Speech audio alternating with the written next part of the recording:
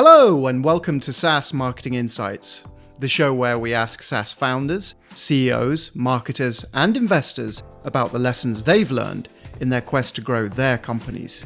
My name is Paul Stevenson, and I'm founder and CEO of SaaS marketing agency 47 Insights. On today's show, I have an interview with conversion copywriter Laura Lopuch. Hope you enjoy it.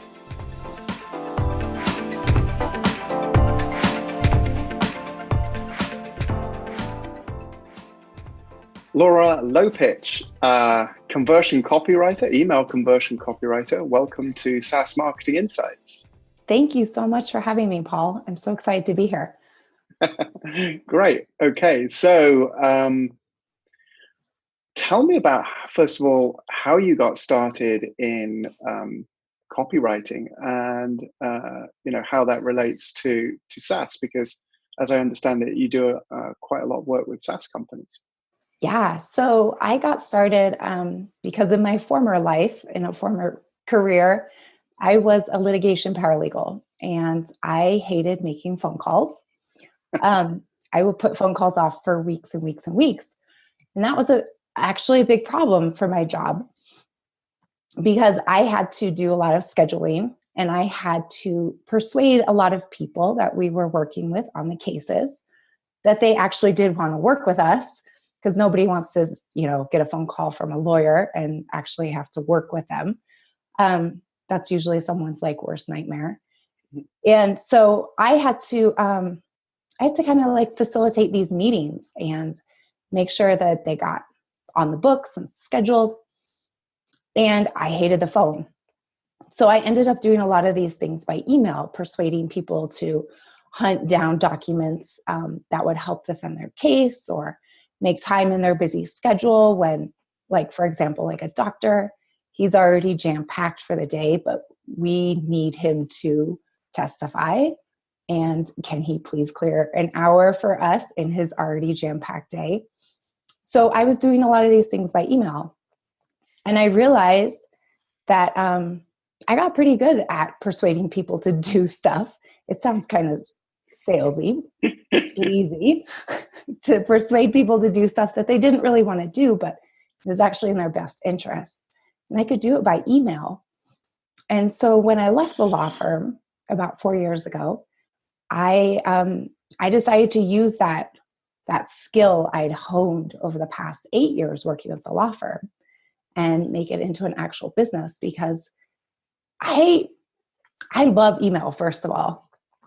And I think it's one of the last remnants of old-fashioned letter writing that we still have in today's world, where you can connect in a very personal way with people. And it feels like it's one-on-one if you do it right. But you can do it at scale, which is the beautiful thing, especially in, when you're selling things. And so, So really, I started my business and I launched it and I used actually only cold emails to market my services. I didn't want to use my network of attorneys. I didn't want to use ads. I didn't have the budget for ads, frankly. And so I used cold outreach emails to launch my business. And about 4 months later, my business had grown 1,400%. And I'd signed a $20,000 client. And I realized that cold emails really do work quite well, phenomenally well, if you do them right. And I realized a lot of people are doing them wrong, which is really sad because cold emails can work wonders, right? And you can grow your business so much using them. And there's so many people out there who need your business, who need your SaaS company, and you can help solve their problems if you can figure out how to tame that crazy wild beast of cold emails. Yeah. Great. It's always a dilemma, isn't it, with cold outreach, because it's like with a lot of marketing tactics that if somebody's tried it before and it hasn't worked for them, they just write it off. Oh, we tried cold outreach.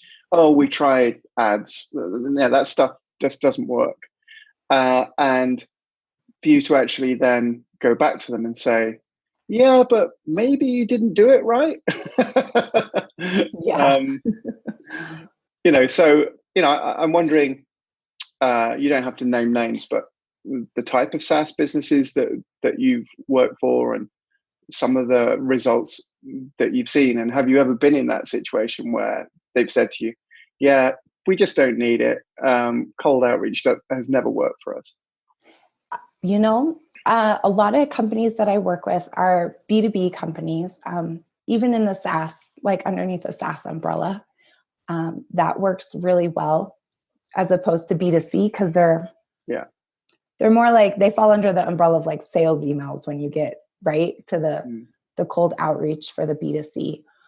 And I've gotten some really awesome results for my clients. One client saw a 30% uplift in positive replies after working with me. And another client, his positive reply rate went from about 4% up to 20%. And so really, like, I would encourage your listeners to think about like cold emails are the first step in a relationship with this person that you're trying to reach, your recipient.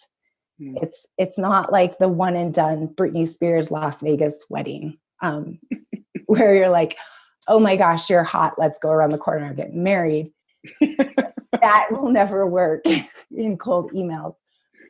But to take that dating metaphor, if you see cold email as like the first step of, hey, there's an attractive person at the bar, and I'm going to go up and see, maybe I could buy her a drink. Like that's your cold email. It's just like a step in the right direction. You still have to like woo her and close the sale and get her all the way to the finish line, that altar, right? And that doesn't always happen. In fact, I've never seen it happen in the first email. Definitely no. Yeah. So do you think there's some impatience from SaaS founders and marketers with trying to do too much with a first cold email and not seeing it as just the first touch in maybe a dozen touches? Yes, totally. I do see that because I think it's probably because of like the Facebook ads marketing mentality. And email doesn't work that same way. Email is more of a relationship where you're getting to know someone and you're seeing if you're a good fit for them in their life and if they should be in your life too. And it's also a really good spot, especially if you're in the early stages of, launching your company. It's a really good time to start talking to your customers and seeing it as almost like testing grounds. Try and like get some product market validation.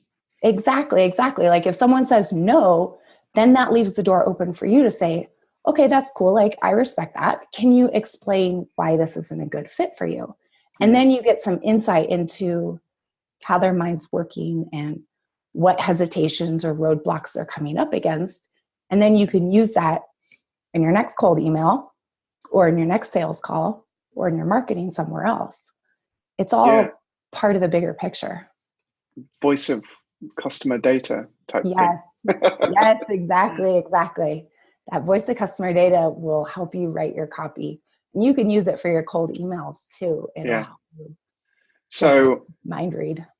What common mistakes do you see us mere mortals, SaaS founders and marketers making with our emails in terms of, failure? No worries. Cold emails are hard. I would say not being relevant to your email recipient is definitely the number one mistake I see across the board for any industry. And what I mean by that is you have to answer the question that's going through your reader's mind, which is what's in it for me?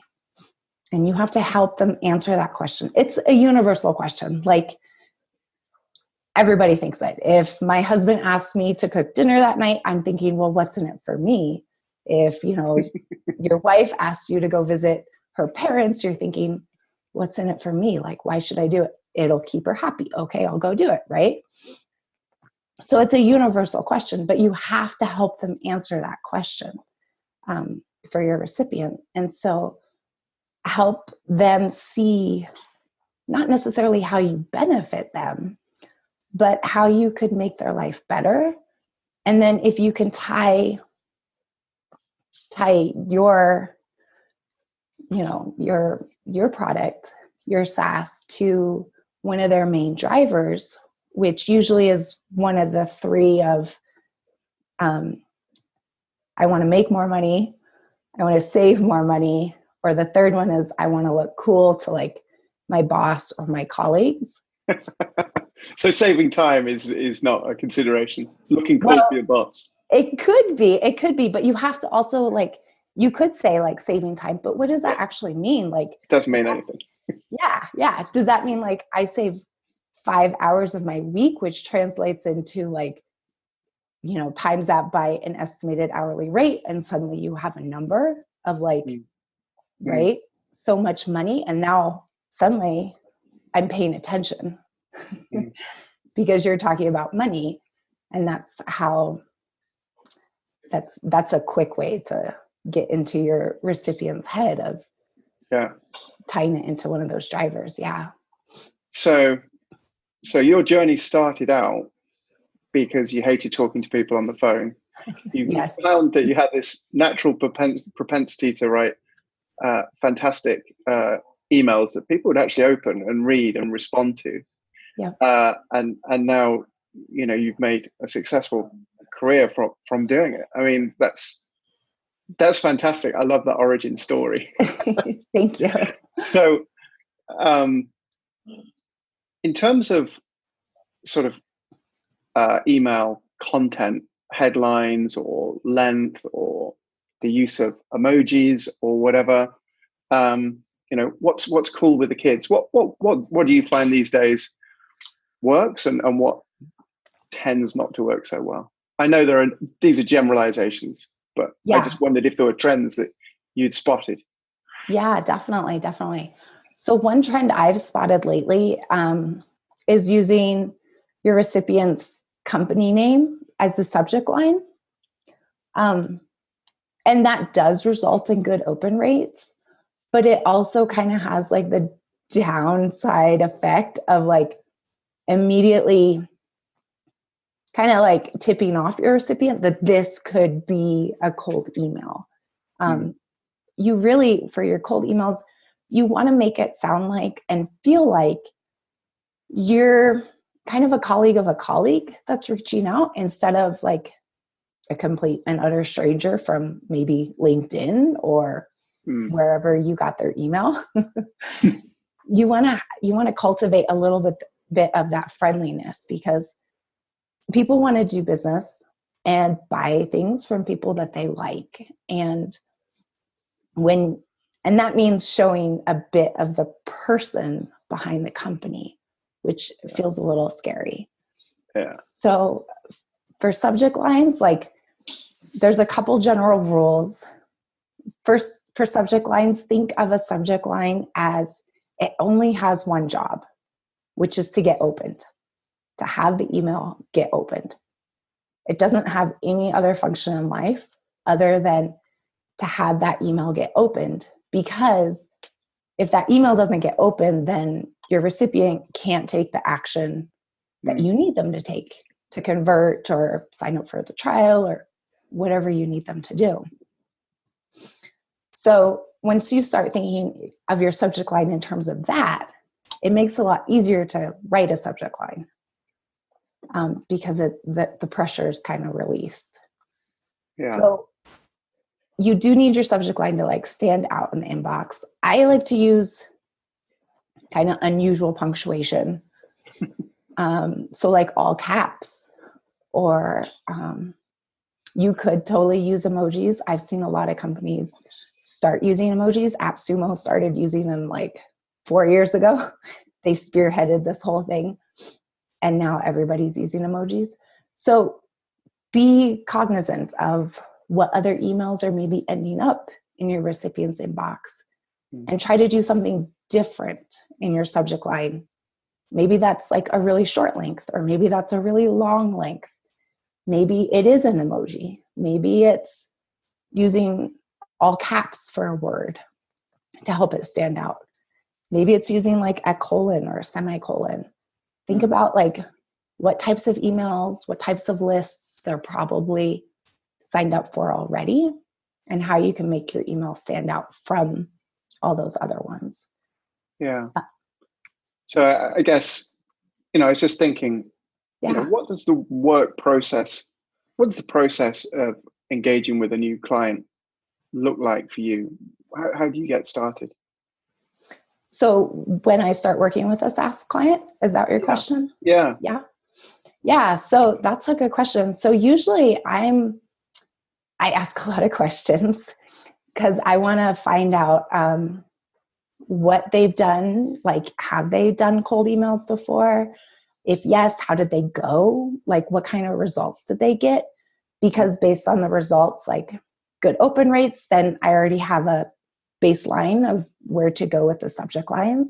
Mm-hmm. Good reply rates or good conversion rates, then I have an idea of where to go with, the call to action or the next step that they need their recipient to take in that cold email. I also ask a lot of questions about going back to that voice of customer data. I ask questions about like what kind of testimonials have they done with customers, what kind of surveys, what kind of interviews, do they have transcripts? Because I love digging in to that voice of customer data. That lets me mind read the customers and swipe a lot of their really juicy copy, like the juicy things that they say and how they view the benefits of your SaaS in their life and how they actually use it, because it might be different from what you think that they use it. And then we can put all that stuff on the page. So that's usually the first step. And then usually the second step is like writing the strategy. And the third step is testing, which is actually the fun part because you get to test the hypothesis that you've made in your messaging and see if it's valid or not. And if it's not, then you figure out a new strategy and get back to work. So how would you go about testing? Say the client has done some outreach before and they have effectively their champion. They have a message and a subject line and content, and that's worked and they've got proven results with that. Would you then create something and go up against that and do like an A/B split test, or how would you do it? Yeah, man, you're asking me the hard questions today. I'm interested. I'm really interested. That's why. Yeah, I should have drank more coffee before this, man.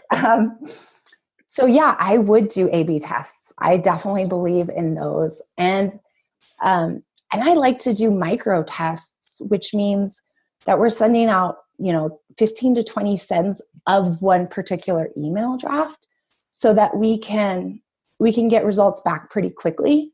So say we're sending out we're ABC testing, 3 different subject lines. Yeah. And so you can quickly see, even though you're sending to max 20 people for each email, you can quickly see which one is the winner of those subject lines. And then you get a baseline of oh, this is resonating. Yeah. And you get the added benefit of not burning your whole list on one not so great subject line. Yeah. Yeah. No, cool. And do you find that, when you work with a client, it's an ad hoc one-off thing, or do you tend to have an ongoing relationship? Yeah. In the beginning, there was a lot of ad hoc. But lately, it seems like clients really want an ongoing relationship. They want someone to come in and manage the campaign and keep it going and keep optimizing it and keep it kind of just hand it off and not have to deal with another thing on their to-do list. Yeah, that's what I've been finding. So cold email conversion optimization as a service. It's a bit wordy, but I know, it's kind of a mouthful. Yeah. Yeah, you should charge a subscription for that. Yeah, exactly. So one of the things I wanted to ask you, this is just coming from where I'm coming from, which is, I guess, is a more of originally a European perspective. Yeah. In the UK and in Europe, we're obsessed with privacy, obviously. Well, sort of. And obviously here in Canada, we've got the equivalent of your CAM spam rules. It's called CASL, which says, pretty much that you just can't send email to whoever you like.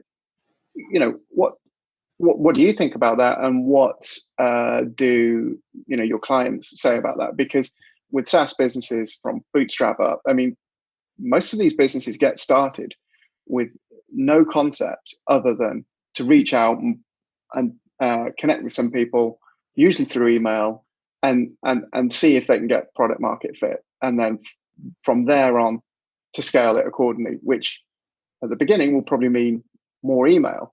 Whereas within the kind of European context, it's not only frowned upon, but it's pretty much illegal to do that. And I guess, have you ever had that conversation? You ever worked with European SaaS, or ever had any pushback?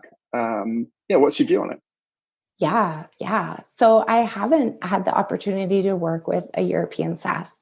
Most of my clients are North American, primarily US based. And so I do have to deal a lot with the CAN spam regulations to make sure that the emails are compliant, and to make sure that there is like an unsubscribe link at the bottom, and your email address, like your an actual mailing address, is in there. Yeah. And things are, lining up, like you're not using like a misleading, like clickbaity kind of subject line. Like everything makes sense, and it flows, and to fit those regulations. Yeah. Sure. So what do you think the future of outreach email is, and where's it going with your business? Do you see that there's any natural extension to what you're doing? I see on your website you've got some productized offerings. Perhaps you could tell us a bit more about those. Yeah, definitely. So for the future of cold email, I don't think cold email is going away. I think that the effectiveness has definitely gone down because of the level of emails that we get in our inbox every day. And that number is expected to rise over the coming years, according to some research. I think it was like a couple years ago, business professionals got like 80 emails a day in their inbox. And that number is expected to rise over the coming years. And I'm sure you see that in your own inbox. But the good news is, even though cold emails you still get a lot of them, the good news is that the bar is set really low. And I'm sure you've seen this in your own inbox, in that you'll get a cold email and it's horrible. Like the formatting's off. They say "Dear Sir," "Madam" at the top, and you're like, I don't care. Yeah, I've seen Nigerian prince emails with better copy. Actually, I was just having a conversation before we jumped on this call with a CEO of a SaaS company here in town, and he was saying about cold outreach, and he was saying, the thing about it is, when you get a good one, when it's so good that you have to read it and you have to respond, then you think, there is still life in outreach. But so many of them are bad. The bar is so low. If they were all good, you'd have a real problem. But so many are just easy to delete. Yes, exactly. And actually, the secret to a good cold email is that and it's a secret for a lot of writers. We don't actually write from like a blank page. I feel kind of bad, like disclosing our like privately held secret, but we write from templates, and we write from frameworks. And so I've put together 2 different cold emails for your listeners, and they can get that at lauralopuch.com/SMI. And you can Great, thank you. You're welcome. 2 cold email templates there, and you'll get an idea of like what to say, because that's usually the hardest step in writing the email. Like, where do you even start? And so that the templates will help you figure out where to start and what to say, and give you like a starting point. Yeah. And on your website, you've bundled up some services, or productized some services, I guess, into some offerings. Do you want to tell us about those briefly? Because I know, if anyone's watching this and they're thinking, well, what's the next step? Hey, just go along to your website and have a look. So tell us about what you got on there. Definitely. So on my website, there's a couple different offerings for like where I would come in and work on your email campaign, your cold email campaign, start to finish. You could get like a shorter email campaign, roughly 6 emails, I think, total, or you can get like a longer one. And the testing phases differ as well. And for cold emails, testing is super important, because that's where we're optimizing and figuring out what's resonating with your recipient and what's working and what's not working. And if something is not working, I go back and rewrite the email, and we try again, and we figure out, is this better? Is this closer to the target? So you can work with me in that kind of capacity. Or if you have a slightly smaller budget, if you've just launched or you're still kind of maybe pre-revenue days, we could work together on a VIP day, which is a little bit more intensive, but you do get to skip the waiting list. And we would work together over the course of one day. I only book these on Fridays, by the way, so space is a little bit limited. But I would write your emails, do a little bit of that discovery, that voice of customer data, and then at the end of the day, you would likely get a pretty fleshed out email sequence. You might have to write a couple of follow-up emails, but it's a really fantastic way to get something now quickly and start getting it out the door and conquer that blank page and that stupid blinking cursor and start sending emails. And then you do get like 2 follow-up sessions with me after, where we'll touch base and check in on testing and see what we need to do to tweak the emails or readjust, or perhaps write another one right then and there. Yeah. Laura, that sounds fantastic. Thank you for your time today, and talking to me all about the art of the cold email. Can I call you the queen of the cold email? I don't know. I would love that. That sounds fantastic. Okay, well, thanks very much for your time. It was great to find out more about what you do and how you do it. And good luck. Thank you. Thank you, Paul, for having me. I really enjoyed our conversation. I hope you enjoyed my conversation with Laura. For more info, please visit www.lauralopuch.com. For more info about this show, and to get our links to iTunes, Google Play, SoundCloud, Stitcher, and YouTube, check out www.47insights.com. And if you have any SaaS marketing insights that you'd like to share on the show, please get in touch. Until next time.